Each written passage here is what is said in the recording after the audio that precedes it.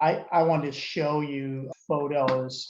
And again, this is, there's Feng Yang's again. So I just wanted you to see, there's Showa Zhang with her scarecrow.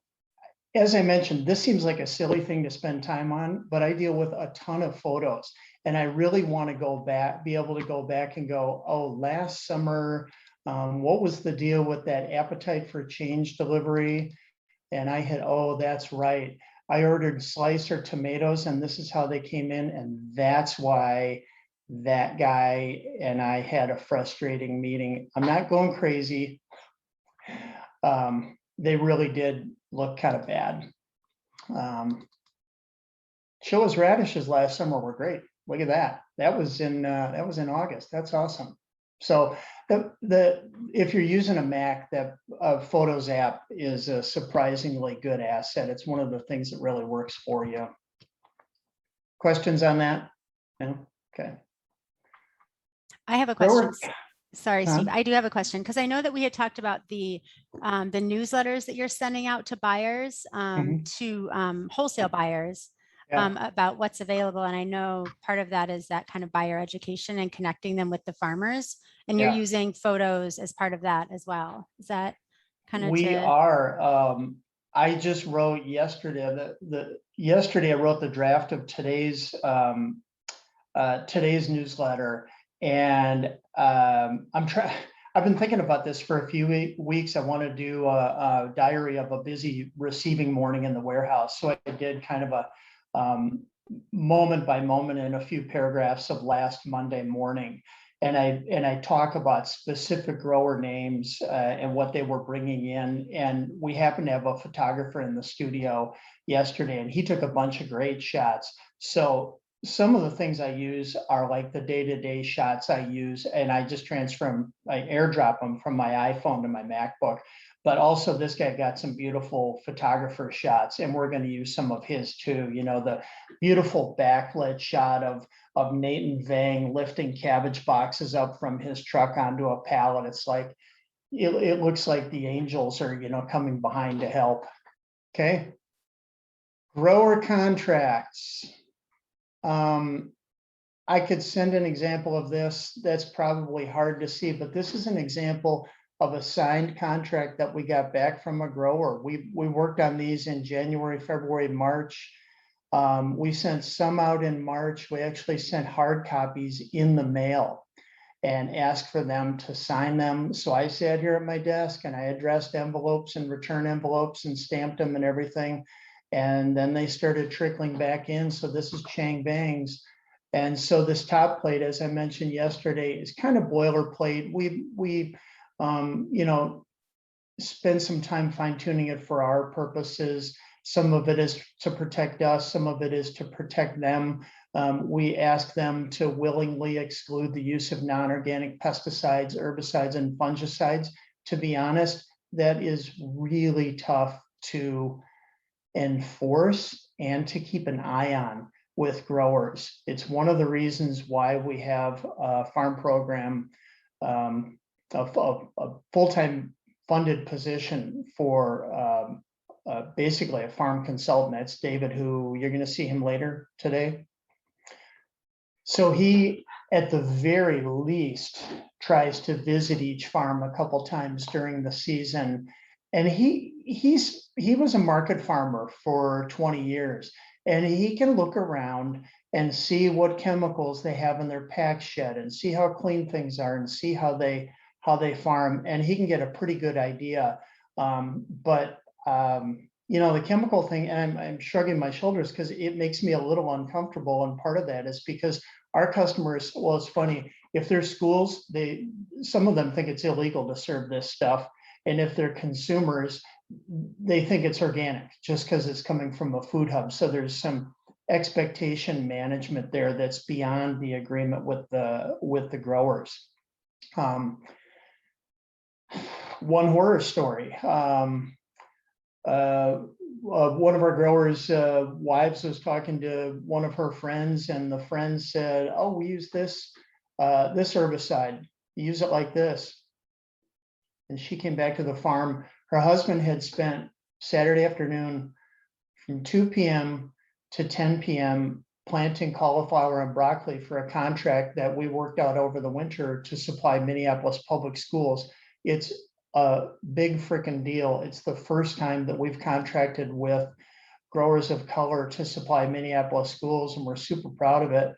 He put all his little starts for broccoli and cauliflower in the ground. His wife came home and the next day said, I'm going to go out and apply Fluralin. Sarah, does that ring a bell? It's a pre-emergent herbicide, and broadcast it. And within a day, 2 days, everything was browning off. They legally have to follow the directions on the package. It's against the law to use them incorrectly. It's also really dumb to use a chemical incorrectly. And in that case, it was a pre-emergent herbicide. So it's not meant to be used for plants that are above the ground already. And she applied it too heavy. And he's probably not going to get anything out of that crop. And so some of these things on here to clarify our expectations, we don't lean real hard on that our farmers don't use chemicals, because it's not true. But we do try and exclude the use of non-organic pesticides, herbicides, and fungicides. So that's an example of some of the things that are in this contract. Some of them, we tell growers that we will pay them promptly. We also tell them we expect them to bring things promptly as agreed upon in the quality standards. So a lot of work went into asking this grower what they grow. Can they do things on this timetable? Can they do things in this quantity? So here you see, oh, this one's not sorted by date, sorry. But the earliest is a June, June green onions, and green onions, June 7th. And then he goes all the way down into carrots, October 11th. I mentioned yesterday, we're having some carrot germination failures on several farms because it was so dry. So I have to remember that Chang said he'd have some carrots and see if his germinated. So that's our contract. I'd be happy to send a copy if it would be useful. We kind of created it out of, we're good at Excel and we had some contracts and we knew what we wanted to say and we put it together. It's worth spending a few days creating your own thing. I think a sample would be great. There is a sample of this. It's in the farmer education section because both David and Steve sent it along. So it's in the TGA farmer ed section of that zip file. Great. The Excel version of it is, but we don't have all the language at the top. So if you want to send that, that would be great. Okay. The top stuff is important, I think, and I feel comfortable with it.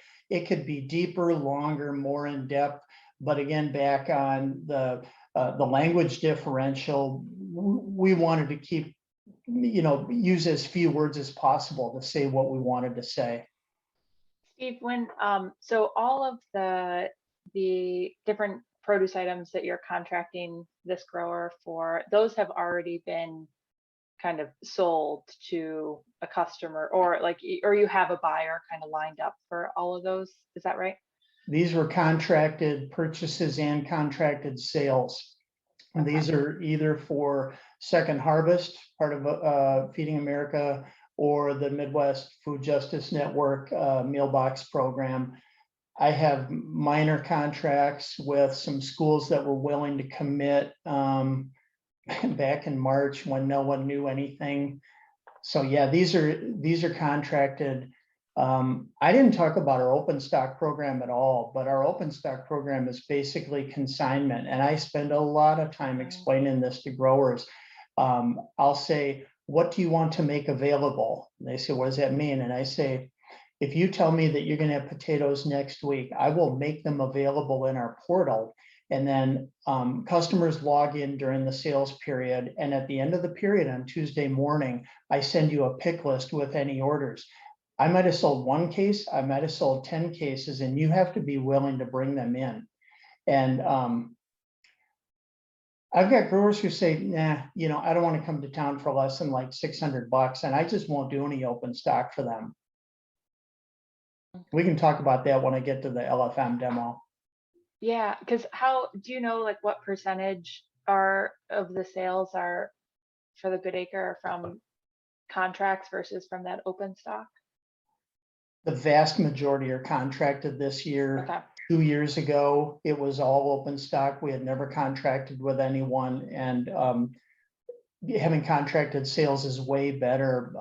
It's a lot more money. We're selling a lot more produce this year, but it also reduces that panic of, I have no idea what I'm going to sell next week. At least we have like 80% of the volume we know, and I'm working on it 10 days ahead. Like, yeah, let's see, Wednesday.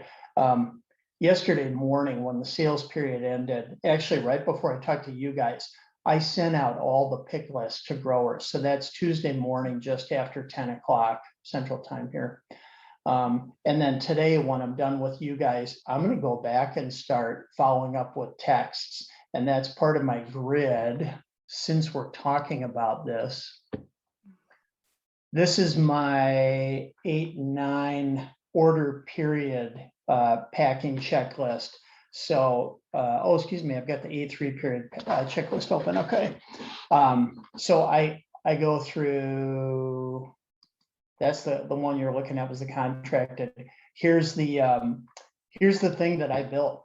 So I sit here and I send one and I go A3, I write that in. I send one A3, I write it in. Last week went pretty well. I didn't have to send that many reminder texts, but there were more reminder calls than were on here. It's pretty high touch. So the open stock program, I mean, there's food hubs that do a lot of it. We haven't cracked that open very well yet. And is that reminder text or call is just to confirm that they will bring what's on the pick list, or is that for something else? It's just for what I sold on the pick list, and this is the thing I manually created that requires me exporting a report, putting it in Excel, eliminating all the blank columns and rows. It doesn't come out of LFM very ready to use for this purpose. And then appetite for change, we contracted for 6 cases of Zooks. I sent him the pick list that has those 6 cases of Zooks. It says bring them in on Monday. And then my pick list email says, hey, Daryl, how do the Zooks look? Are you ready to bring these on Monday? And it didn't take me very long of doing that to realize I needed to create templates in Gmail. And so I have 2 templates that work pretty well, and I update them every week so that it cuts down the number of characters I have to type a lot. I update the date and it says, here are the items for your pick list for next week. Please reply promptly. Wear a mask in the building. Our address is 1790 Larpenter. And then that's also, it's in LFM. I can show you a pick list in LFM when we get there. Steve, may I ask one other question? I'm sorry to interrupt, but so if you were working with, let's say, really well-established bigger farms, would there be as much, kind of, follow up, making sure that they're responding? Or is this kind of a piece of working with beginning farmers, and or in this case, there are some language barriers and some technology access issues? Can you kind of talk about those pieces? It's the exact same process for established farmers. Okay. I did the same thing with Becca at Seeds. Same thing with Ben at Open Hands. About some carrots the other day. Okay. And Emu is a pretty established Hmong farmer. He's got a nice order. We've contracted 40,000-ish with him this year. Same process with him. My pick list had these items on it. I email him.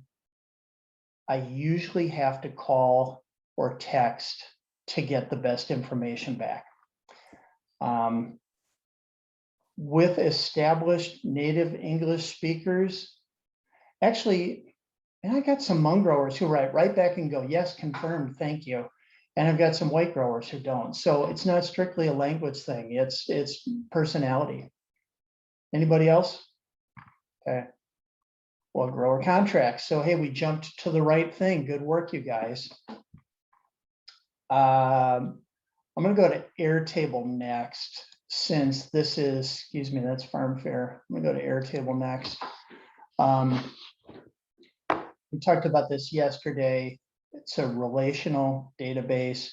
We use it for all kinds of things. And I don't think anybody on staff is really good at it except David, and David's really good at it. And he basically, he created our planning contracting database for the big contracts, Second Harvest and Midwest Food Justice Network.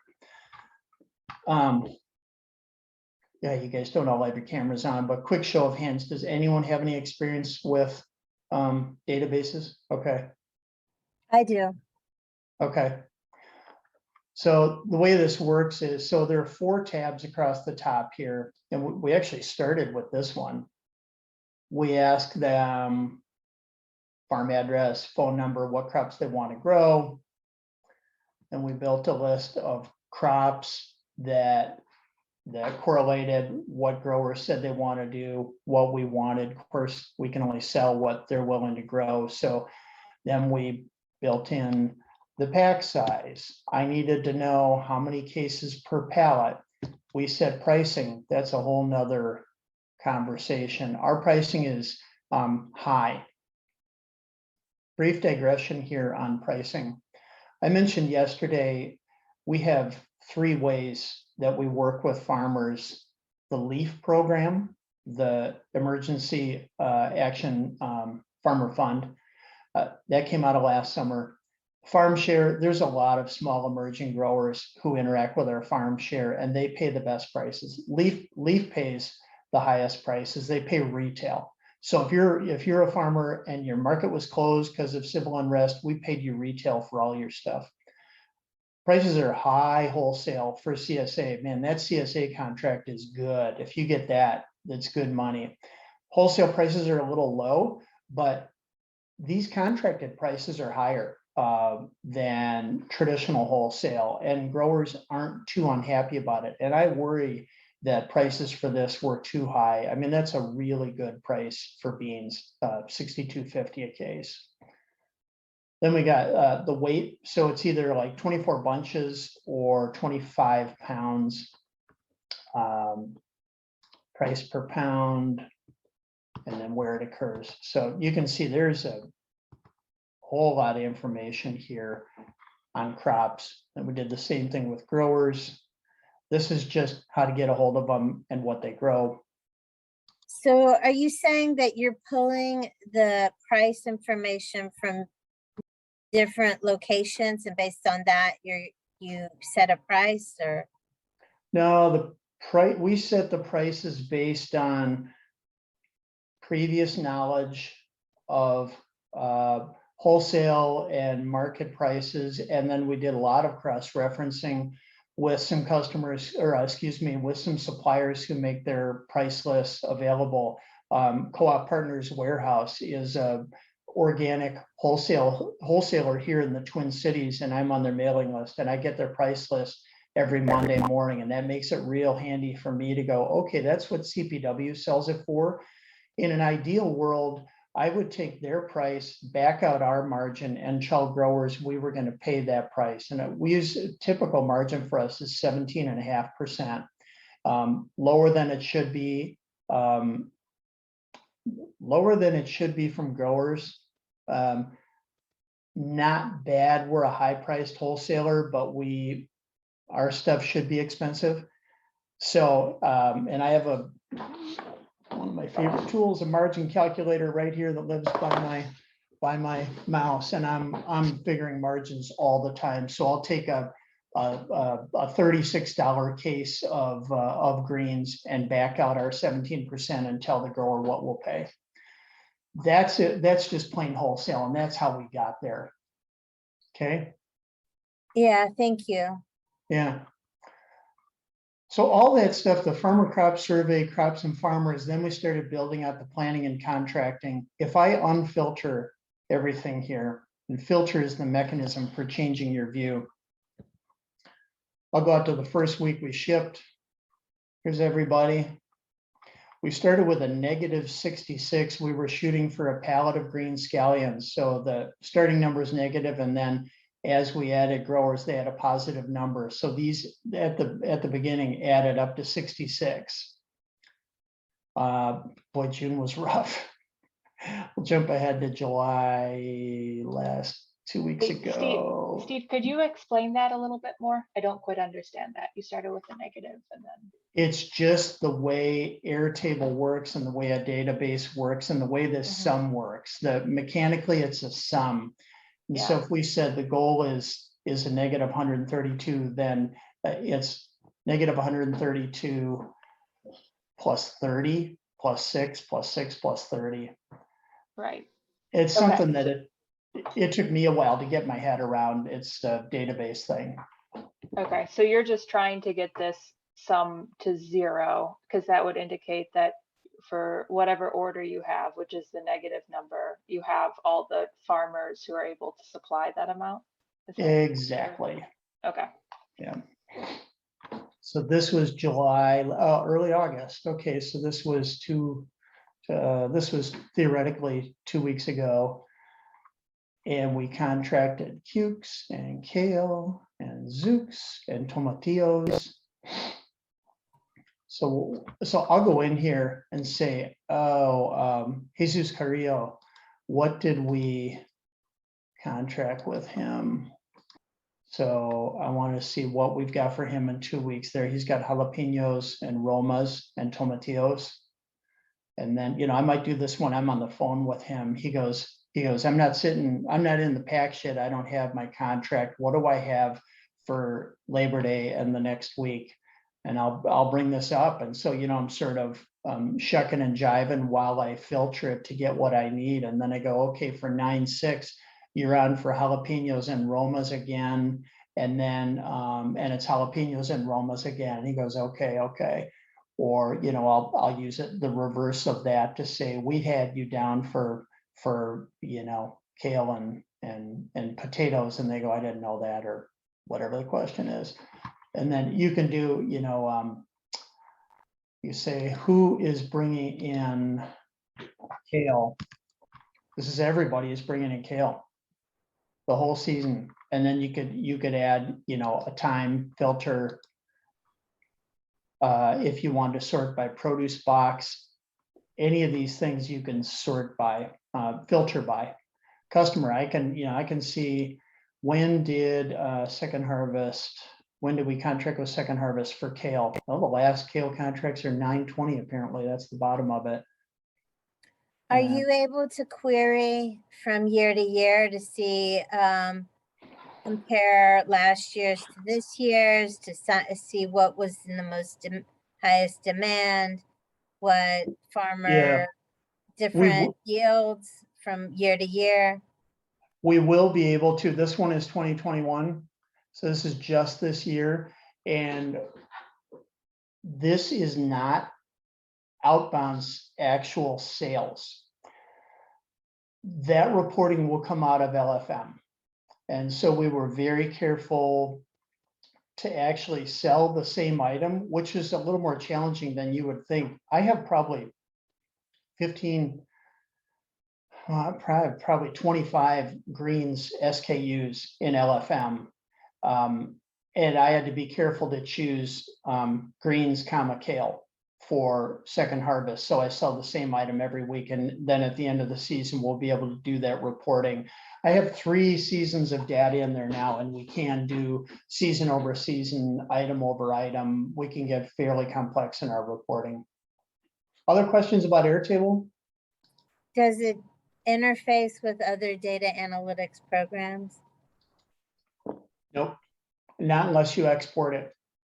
David and I figured out in probably week 1 that we didn't want to alter the plan. And things started changing right away. June 7th, radishes we started hearing failures on radishes. I said, this is nuts. I can't have to go into Airtable and update that and update actual orders. That's double entry hell. And his opinion was, we want Airtable to be the plan. So at the end of the year, we can go back and go, well, that was the plan. How did we actually do? And that's how we'll do the comparison. I pretty much, I I use it, but now we're so deep into the contracts, and I have, pointing over here, paper contracts, I have a paper copy of each contract. Since that's the plan, then I've got a hard copy of the plan there, and I can find that quick. But more often I'm just working in LFM to update orders. And when I do my pick list on Tuesdays, Yimua replies and goes, "No, Steve, my eggplants are ready." I physically go in and update this week's order, take them out of this week's order, add them to next week's order, or 2 weeks down the road. This stays the same. So Does it Airtable you're using just for, you said you're just using for planning purposes. And then LFM is what you're kind of tracking the real time, the actual information in, and then you're comparing at the end of the year. Is that correct? Yep. Okay. Yep, that's right. Are you able to create tables and graphs using your data? Out of LFM, yes, and for sure out of Airtable, because you can export to Excel. So just FYI, if you ever wanted to use a data analytics program like Power BI, the ability to export to Excel would give you the ability to use Power BI. And that would give you some really good tables and be able to do some really good data analytics. That Power BI is so cool. I've worked with that in a couple previous positions. We've not gotten there yet, but that's a great idea. Thank you. We are at half an hour. Let's see what else. Any other questions on planning and Airtable? No, okay. Local food marketplace. Actually, let me jump over to HubSpot quick, just so you can see it, and then we can spend the rest of the time on LFM. So this is the CRM program that I mentioned yesterday. Again, in previous positions, I've used CRM. It's kind of like sales and sales managers use these kind of programs all the time, because if you work within this workspace, contact information is shared between everybody. It keeps information just out of email inboxes. This is Amy. She's the grant manager for Appetite for Change, which is our Midwest Food, one of our Midwest Food Justice partners. We had an agreement with them about them paying for packaging. I wanted that conversation to be somewhere outside my email inbox, so other people in the organization, like finance, can go, "Oh yeah, this is why we have an invoice for packaging from Appetite for Change." Maybe I'm spending too much brain space on defending this, because really no one else uses it. But for me, it's a really logical thing that's where that information belongs, and I'll kind of die on that hill. So I had a question on HubSpot for saving those kinds of emails that you're talking about there. Is that integrated into your email system where you can just like export to HubSpot or something? Or It how is. does that work? There's a HubSpot, there's a HubSpot integration. Okay. All right. Local food marketplace. This is the customer facing side. What you see are, this is the interface for, in this case, I'm logged in as Seward Co-op. And this is what they would see when they log in, and they would just place orders right from here. It's pretty slick. It works great. This is me screwing up. I must not have a pick in there for Yimua's beans. I don't know how I got this far into the season without that. So as soon as I notice that, I'll go into his, I'll actually go into Yimua. This will be so useful for you. So I jump to the back end now. I'm in a separate tab. Scroll down to Yimua. I go to his products. This is one of the things that irritates me about LFM, is it's all these clicks to get here. I go to his beans. There's no picture.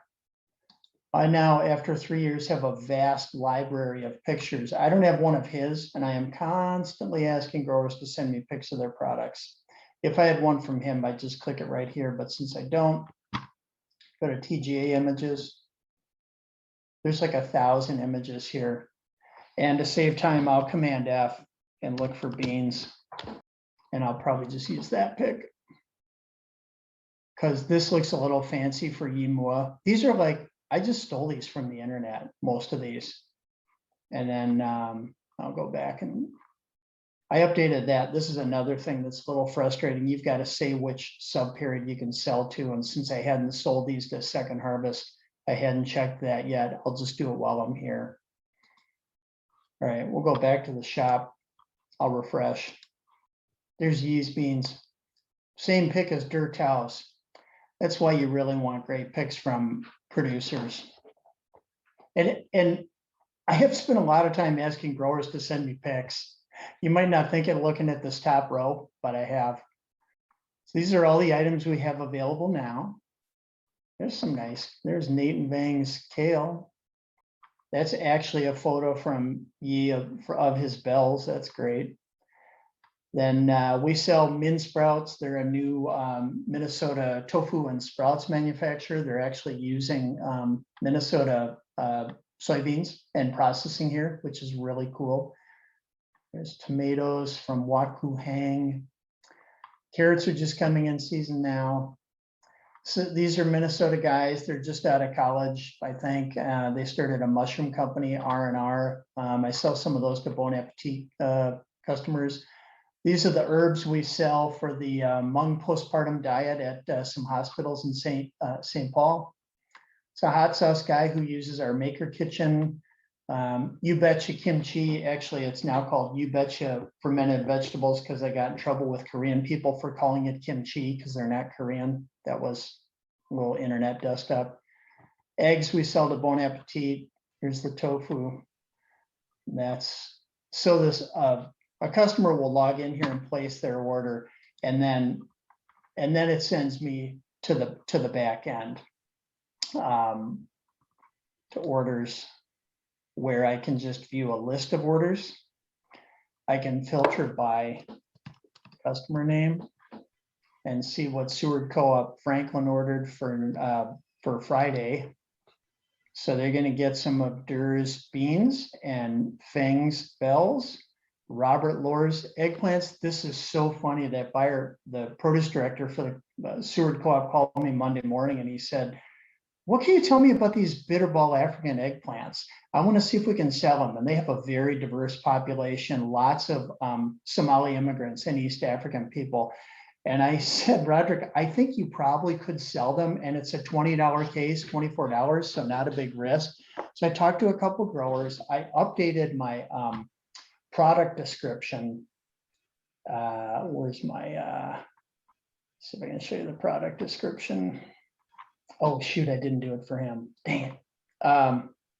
What I found, I talked to two Hmong growers. No, I talked to a Hmong grower and Moses from Dawn to Dusk, who's from Kenya.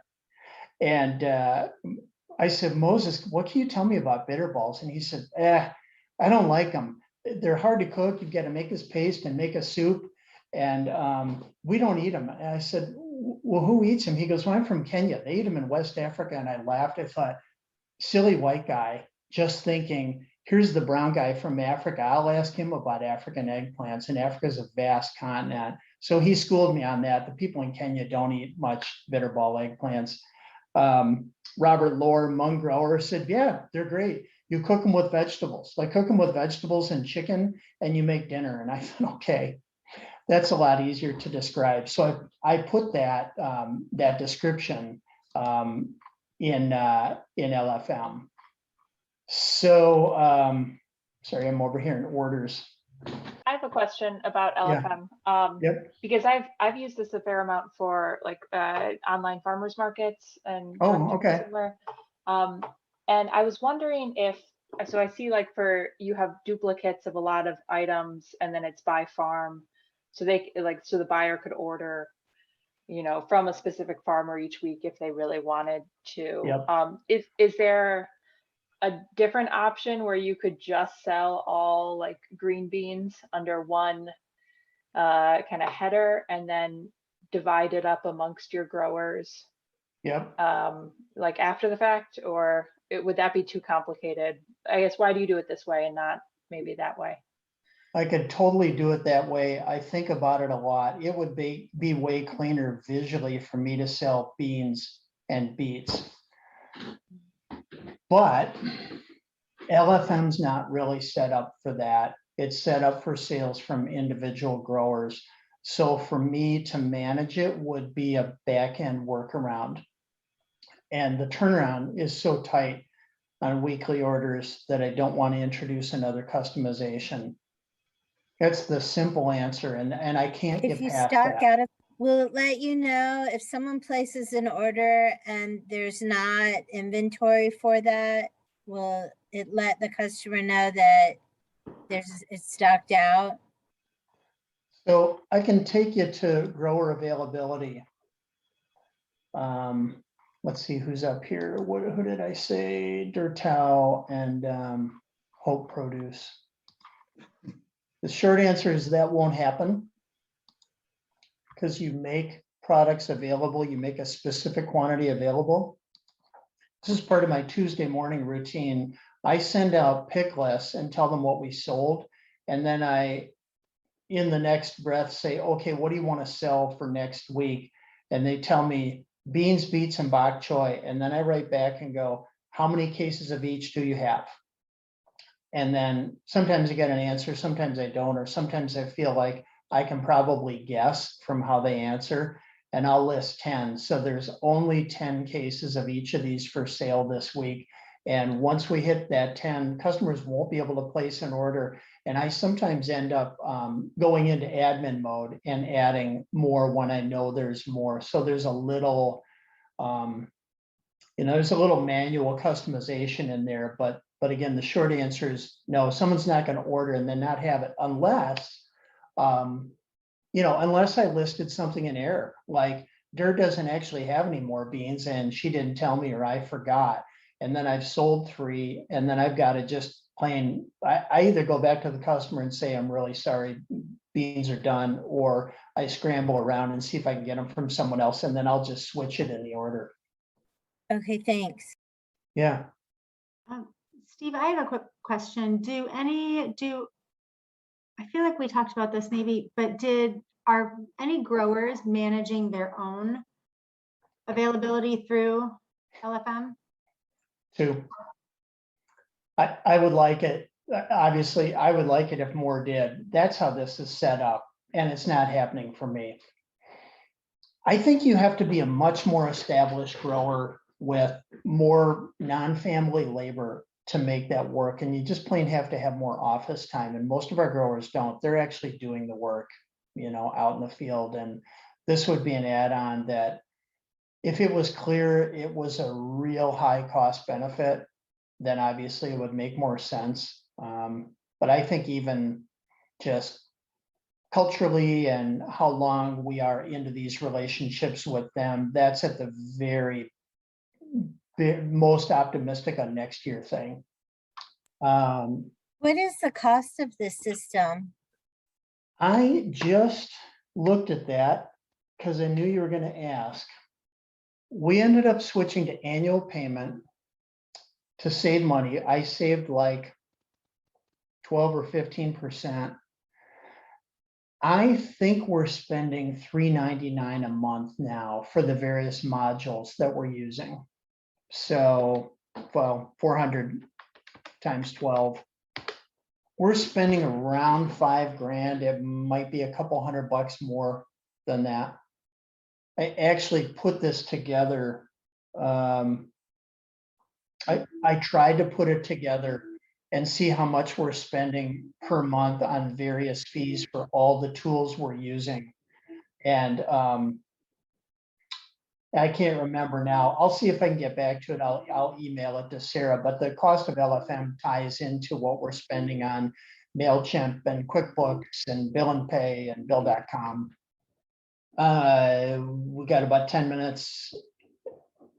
Should I go into building a customer quick or building a producer quick? How about pack orders? Okay. So I'll just say, I'll touch on these 2 things. You start with nothing and you build growers. So you go in here and you start with their name, email, aggregation, location is us. We actually get eggs delivered to co-op partners. So we only have 2 aggregation locations. we set up 4 sub periods. These are for our 4 delivery days. And then this is a question about how do you autofill availability for the grower? Is it, you do not, meaning when one sales period ends, nothing relists? Or do you autofill with last period's remaining quantities? Or do you autofill from last period's starting quantities? So it's custom for each grower. And then similar process for creating a customer. Name and email, organization. This is for assembling truck routes. I select their price level. I try to keep this as simple as possible, and it's still too many price levels. Do you have criteria for accepting new customers?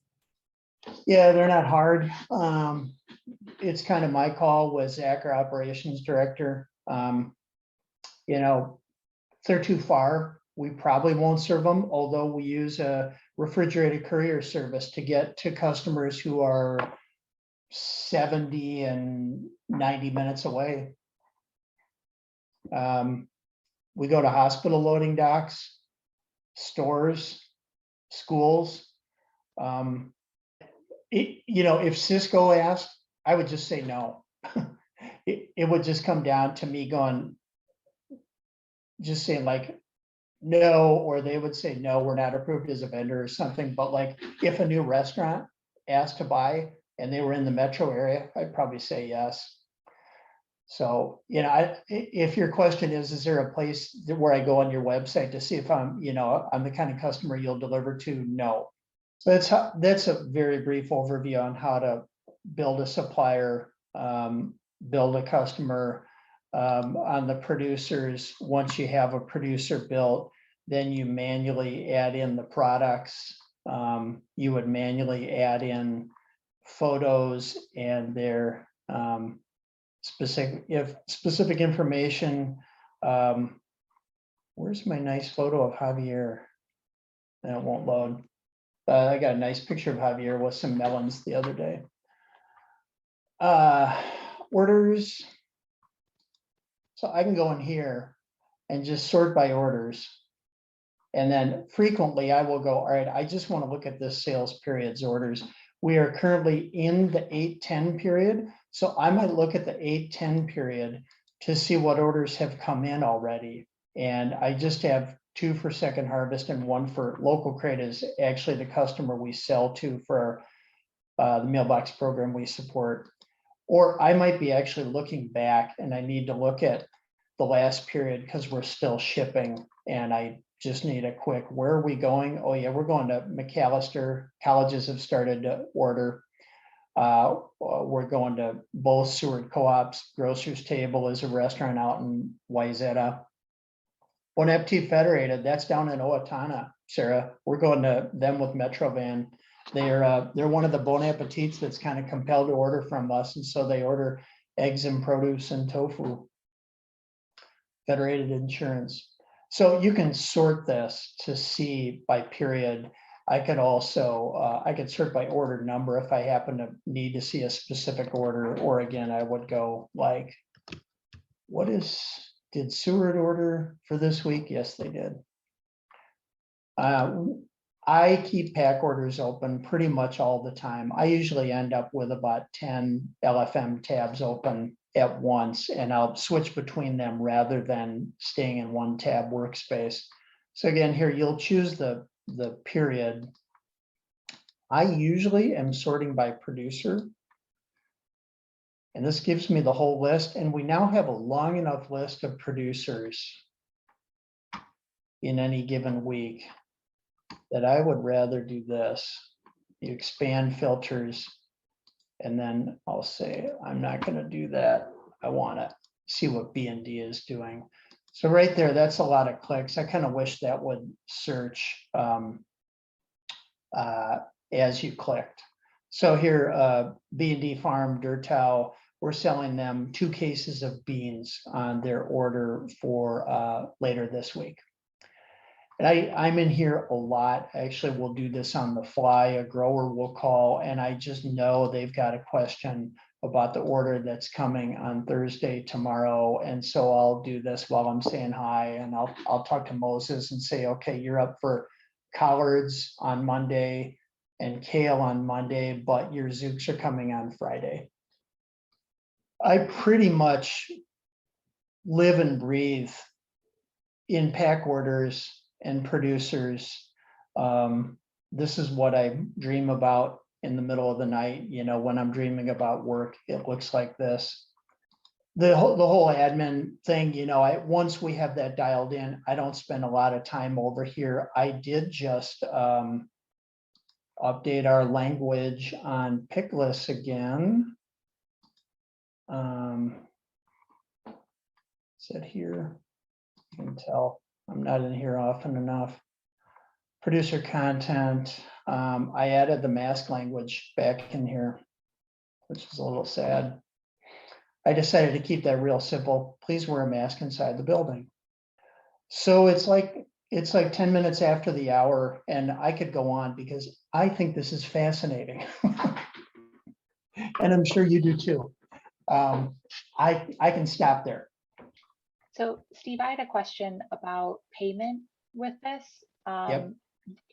Do your customers who are purchasing, are they paying at the time where they're placing the order, or are they set up to pay, to be billed and paid later? Our customers for paying their bills. Yeah. We have terms, and I use and enforce terms differently depending on the customer. Terms are net 15 whenever I can. Big customers pay when they damn well feel like it. Small customers pay when their cycle allows. We don't enforce it very much unless we have a chronic offender. And we actually do have one large chronic offender. It's not Second Harvest. They're great. But we've got a customer that says, yeah, we'll make a payment every Monday, and then they don't. And, you know, I work through like 5 steps, and I finally end up asking our executive director to call them. And it's really frustrating. I don't like being jerked around one bit. And in previous positions, I've worked with Cisco and Alberts and UNFI and Kroger and large distributors, and you can just smell when somebody's playing payment games with you, and I just have no tolerance for it. So but no one pays prior to, or like when they place the order using No. LFM's payment, yeah. No, and we don't pay suppliers on delivery either. They get paid promptly, but they don't get paid at the dock. Right, okay. Is there a process for getting rid of a customer that's not paying? Yeah, I would sort of love and hate that.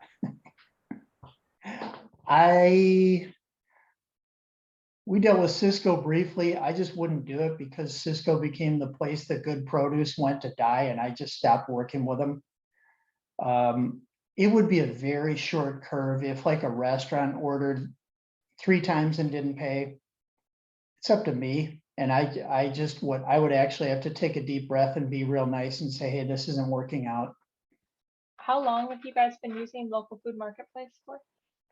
We started in 2018. So this is our 3rd season. We're halfway through our 3rd season. The first season, it was really weird to not have any year-on-year data. I'm really excited now. We'll have 3 seasons of data. So I'll be learning, you know, able to use more nuance in reporting.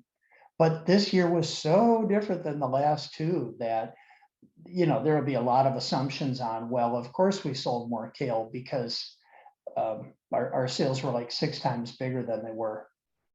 Are you able to, for adding products or adding vendors, like have it all in a, if you're like kind of doing a bulk input of information at once, can you import this using a CSV file or something? Or does that not often happen? I have not imported. I think we could have imported a product database, and it would have been a support ticket. At this point, and I'm actually showing you that screen. This is the global item for kale, and that's a really bad product image. I want to update that right now. global image, I have to have a global product that's set up in the right category. Actually, forget that. That'll distract from what I'm trying to tell you. Oh, come on. You have to have a product set up in the right category with the right weight, with the right box. And then when you add it for a specific supplier, then you start here. So here's the list of growers that have kale. I don't import CSVs now. It's all right here. You can see this is all these EH. I added that to the product descriptions for this summer. So every sale I do to Second Harvest or the mailbox program is selling that SKU. And the price is the same. That's the price we're paying for kale. Everybody's the same. Now, if I had a grower who wanted to do open stock, Pearson Farm in Lake City manages her own inventory and availability. She can set her own prices. She's a savvy grower, internet, computer savvy and everything. And she might come in here with like $28 kale. That wouldn't surprise me.